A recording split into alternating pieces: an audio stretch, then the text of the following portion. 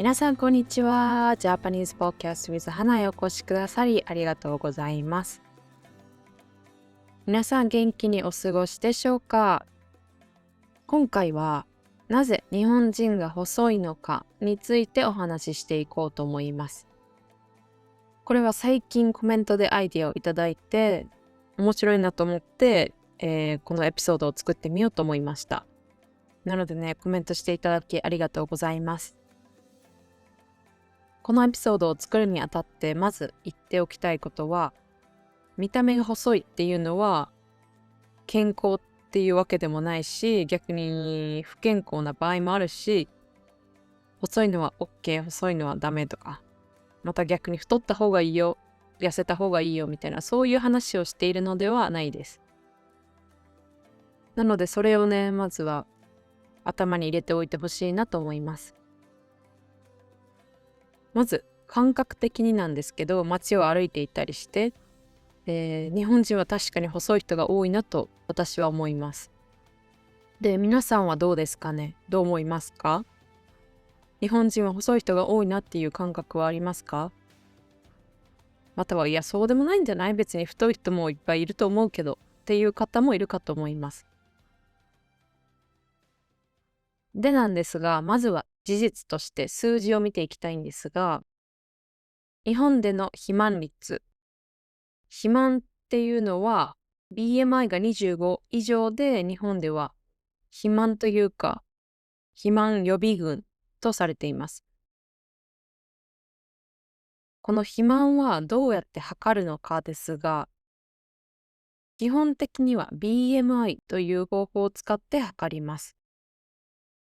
これは本当に誰でも簡単にできる方法なので、この BMI の数字が全てではないです。その体重が50キロの人でも、例えば脂肪が多い50キロなのか、または筋肉量が多い50キロなのかで全然違ってきますよね。なので BMI は必ずしも正しいというか正確な方法ではないんですけど、誰でも簡単に測れるものとして使われています。で、BMI を測る方法なんですけど、体重割る身長、メートルの身長の2乗で出せます。例えば身長が160センチの人で体重が60キロだったとしますよね。その場合は60割る 1.6×1.6 で、23.44 がその方の BMI になります。で、日本だとこの数字が25以上、BMI が25以上で肥満というか肥満予備軍とされます。なので身長が160センチで体重が60キロだと肥満ではないですよね。こんな感じで誰でも簡単に測れる方法があるんですが、日本ではこれが25以上だとちょっと運動してください、食事制限してくださいってなるんですけど、海外だとこの BMI が30以上で肥満とされているみたいです。なので少し違いはあります。で、日本でこの BMI が25以上の人がどれぐらいいるかなんですが、厚生労働省、日本の政府が出しているデータによると、2023年の日本人の肥満率。この日本人っていうのは20歳以上ですね。大人の日本人の肥満率は、男性は 31.5%、女性は 21.1% です。これを聞いてどう思いますか？少ないと思いますか？多いと思いますか？私は思ってるより多いなと感じました。なんか普通に街を歩いていて、そんなめちゃめちゃ体が大きい肥満体型みたいな方に出会う確率は少ない気がしますが、やはり数字で見るとこれだけ多いんだなって思います。で、日本でもこれは問題視されていて、この肥満率が、年々どんどん増えてきているみたいです。なので日本食はヘルシーだねとか、日本だったら太らないんじゃないって思う方もいるかと思いますが、データを見ると日本人の肥満率はどんどん上がってきています。これは世界と比べてどうなのかっていうところも一応見ておこうかなって思います。他の国を見てみると、その基準では BMI が30以上で、肥満とされるんですが、この数、アメリカでは 42% 以上が、BMI が30以上肥満とされていて、で、イギリスでは 26% が肥満みたいです。で、この BMI が30以上の割合は日本人は 4.5% ほどみたいです。この数字を比べると確かに日本人は痩せ型というか標準体型の人が多いのかなと思います。で、結構前になるんですけど、The Diary of a CEO っていうポッドキャストがあります。皆さんこれ聞いたことありますか？めちゃめちゃ大きいポッドキャストなので、誰でも聞いたことがあるんじゃないって思うんですけど、このポッドキャストのショート、リールっていうか短い動画が流れてきて、でそこで言っていたのは、Japan is the only country that got rich without getting fat って言ってたんですよ。で、そうなんって思って、そのエピソードをちょっと聞いてみたんですけど、確かにそうかもって思ったので、そこで聞いた内容とかもちょっとずつシェアしつつ、なぜ日本人は細いのかについてお話ししていこうと思います。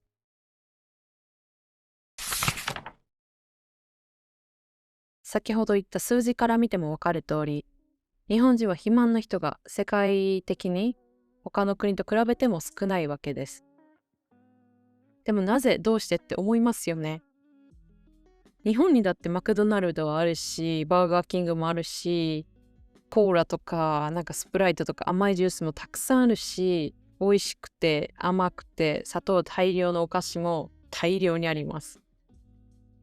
だから日本人の肥満率が他の国と同じぐらいであっても全くおかしい話ではないと思います。ですが日本人の肥満率は世界と比べると比較的低いですよね。で、その理由なんですが、いろいろあると思います。本当にね、一つこれだけっていうことはないと思うんですけど、私が思いつくもの5つあります。それが教育で環境っていうのは街の環境と、あとは食べ物の環境の2つ。で、次が美の基準。で、最後に体質。この5つです。なので、これを順番にお話ししていこうかなと思います。で、これは結構私の、経験に基づくものと推測、こうなんじゃないっていう私のね、推測なので、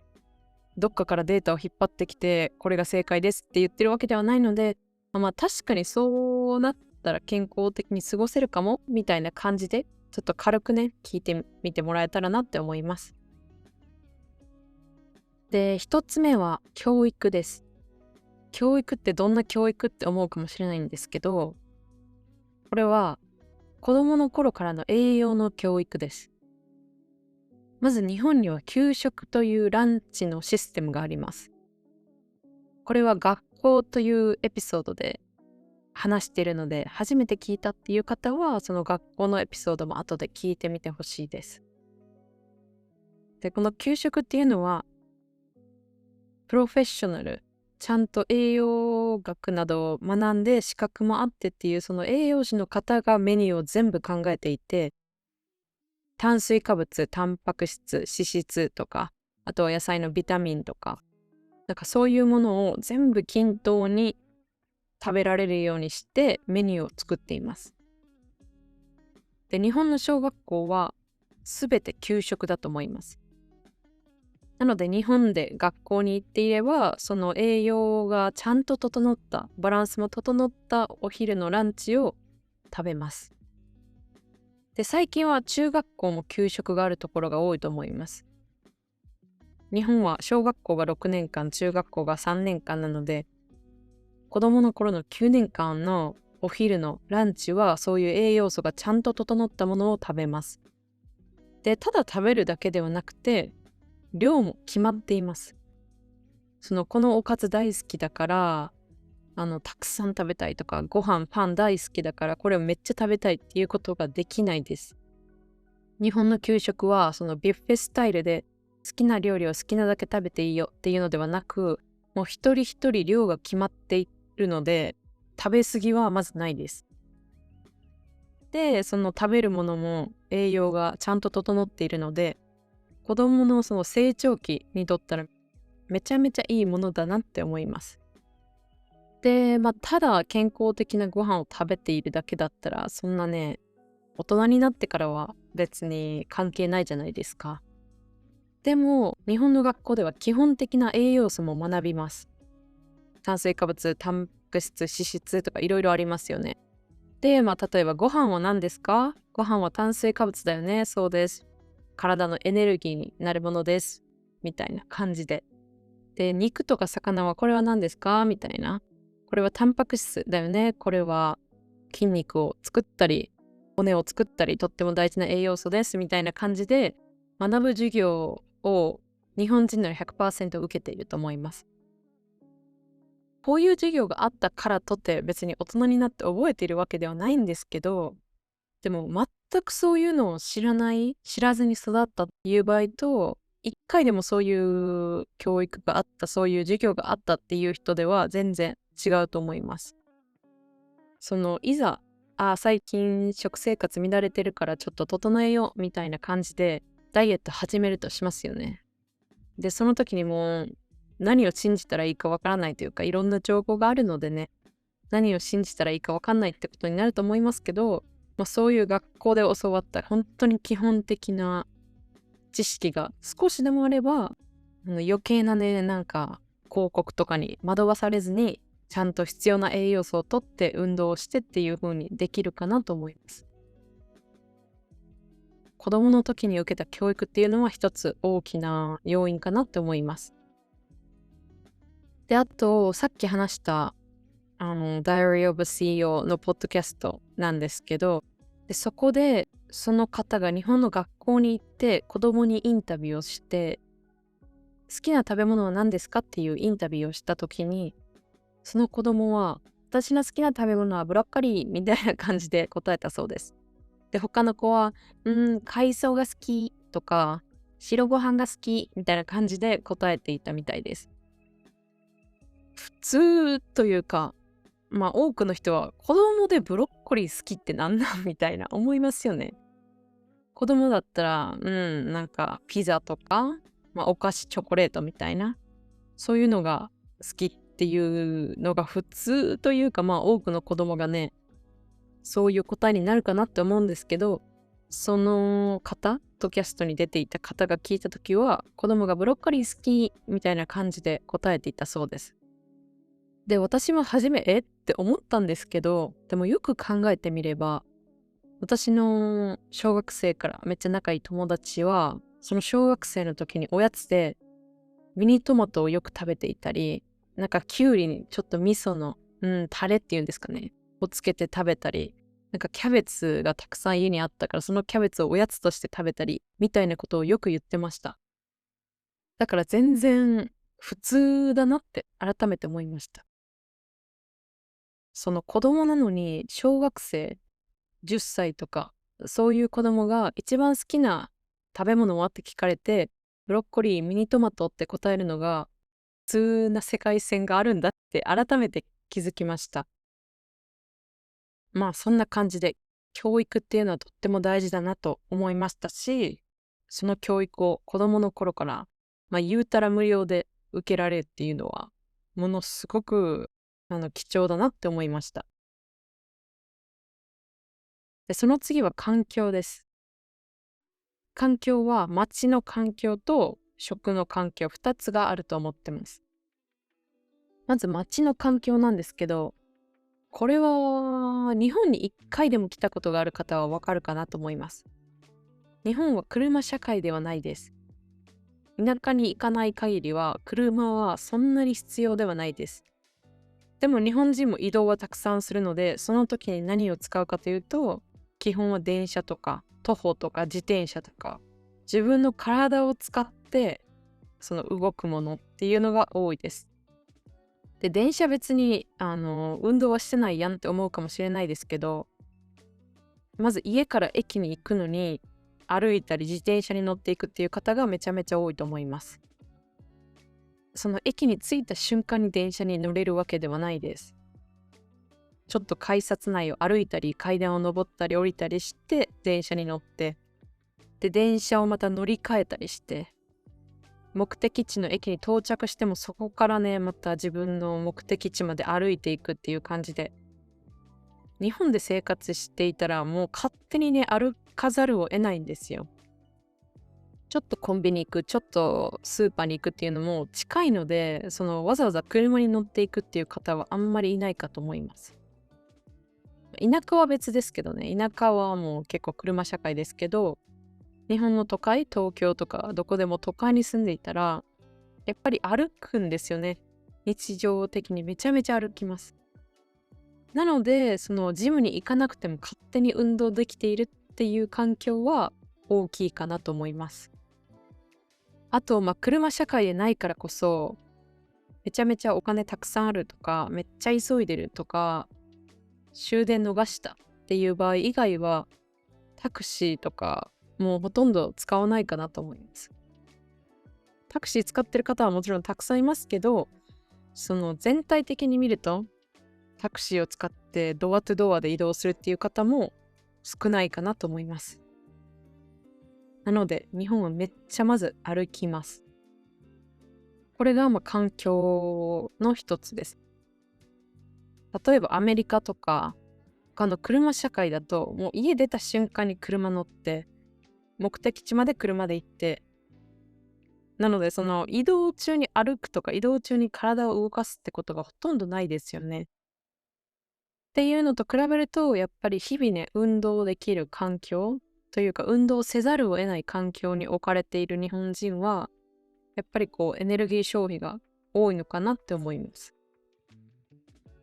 では、他の環境として食べ物の環境、これも大きいなって私は思います。食べ物の環境どういうことって思うかもしれないんですけど、さっきも言った通りマクドとかいろんなファストフード店、太ろうと思ったら簡単に太れるようなそういう食べ物で溢れています。めっちゃ多いです。なんですけど、例えばマクドナルドでドリンク一つ頼みますよね。じゃあそのコップのサイズがめっちゃ小さいです。日本のマクドナルドで L サイズのドリンク、L サイズのコーラを頼んだとしますよね。多分その L サイズはアメリカでいう S サイズです。で、海外旅行に行っていつも思うのは、もうカップでかすぎやろみたいな、誰がこんな量のジュース飲むねんって結構本気で思います。って考えたらですよ、その一回マクドナルドに行くっていう同じ行為をしてるだけでも、その摂取カロリーが全然違うと思います。こんな感じでお店とかレストランに食べに行った時のまず料理のサイズとかドリンクのサイズが全然違います。日本は基本的には小さいですね。なので1回で食べる量が自動的に少なくなります。で、スーパーとかに行ってもコーラの2リットルとか 2.5 リットル、3リットルとか売ってるじゃないですか。日本であんなでかいサイズは見たことがないです。コストコとかに行けばあるかもしれないですけど、日本の普通の街にあるようなスーパーにそんなでかいコーラは売ってないんですよ。っていうところを見ると、やっぱりそのね、普段摂取するカロリーっていうのはなんか自動的に少なくなるかなと思います。あとはお菓子のサイズとかも、なんか最近は物価が上がってるから、そういうお菓子を作ってる会社はどんどん中身を減らしていったり、サイズを小さくしています。っていうのもあって、お菓子のサイズめっちゃ小さいです。あと、なんかクッキーが10枚とか20枚入っているクッキーの箱とかあるじゃないですか。で、多分、それは1回袋開けたらもうクッキーが中に20枚入っているっていうだけだと思います。多くの国では。でも日本では、その外側の大きい箱を開けると、中のクッキーが一枚一枚、コーティングじゃないな、プラスチックで包装されてるんですよね。だからそのお菓子を食べるときは、1個ずつ、1枚ずつ食べます。1個ずつ包装されてるから、一気食い、1回開けて全部食べてしまうっていう一気食いをちょっとは防げるかなと思います。1日1個みたいな。1日1個だけクッキーを食べるっていう風にできるかなと思います。街の環境、めっちゃ歩かないといけないっていう環境と、食べ物のお店とかで売られているサイズがめっちゃ小さい、お菓子とか全部1個ずつ包装されているっていうのは結構大きな要因なんじゃないって私は思います。で、その次は美の基準です。美の基準はやっぱり日本人は細い方がいいって思う方が多いと思います。これはね、いろいろそういう美の基準はいいことも悪いこともたくさんあると思うんですけど、多くの方は細い方が美しい、細い方がいいって考えるので、こうめちゃめちゃ最近食べ過ぎた、運動もしてない、太りすぎたかもってなったら、なんかジムに通ったり、ちょっと食事制限したりっていう方が多いと思います。社会から受けるそういうプレッシャーというか基準があるので、目に見えない基準が。だからこそ、なんか最近ちょっと太りすぎたかも、やばいかなって思ったら、ちょっとダイエットしてみる、ちょっと食事制限してみる、ちょっとお菓子はやめる、健康的な肉、魚、野菜を中心とした料理を食べるっていう風にする方が多い気がします。で、周りもやっぱみんな細い人が多いので、なんかそれに合わせるわけじゃないですけど、どうしてもそういうプレッシャーみたいなのが良くも悪くもあるので、健康的な体を保っておかないといけないみたいな風に考える人が多くて、そこまでなんか太りすぎるみたいな風にはならないかなと思います。で、最後は体質なんですけど、別にこれはね、正直全然関係ないというか、人によるかなと思います。でも私の周りにいる方だけの話をすると、体質的にね、もうなんかあんまり食べられない、太れないっていう方が多いです。その遺伝的にめちゃめちゃ恵まれてて、何を食べても太らないっていうわけではなくて、私の場合特になんですけど、例えば旅行してめちゃめちゃ暴飲暴食するとしますよね。じゃあ肌荒れがもうやばいです。本当に顔中ニキビだらけになるし、お腹、胃がめちゃめちゃ痛くなってキリキリして、健康すぎてね、日常生活送れないんじゃないかってぐらい不健康になります。で、何回もなったことがあるんですけど、こう旅行とか行って食べ過ぎたり、あとはもうずっとなんか不健康な砂糖、オイルみたいな、そういう食事をずっとしていたら、ある日朝起きたら顔がパンパンに腫れていて、めっちゃ真っ赤で、もうカサカサで死ぬほど痒くて、で、それはアレルギー症状っぽかったので、アレルギーの薬を飲んだら落ち着いたんですけど、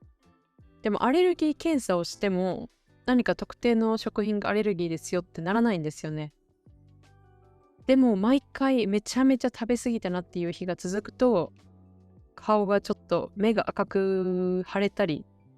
顔中ニキビだらけになったりして、もうね、なんか普通に生活できないんですよね。顔がかゆすぎたりするので。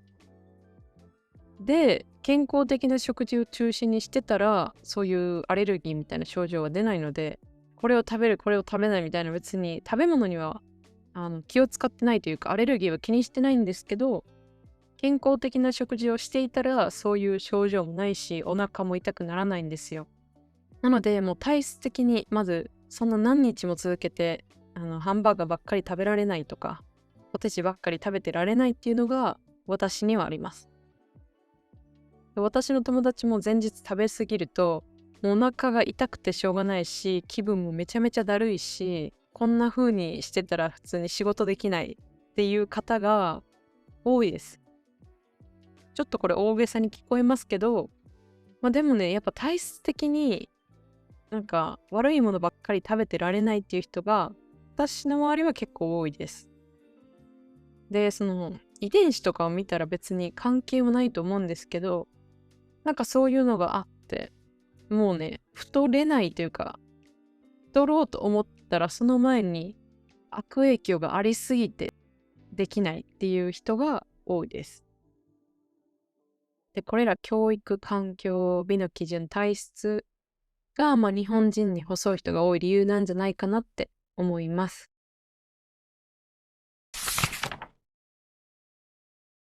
今回は日本人に細い人が多い理由についてお話ししてみました。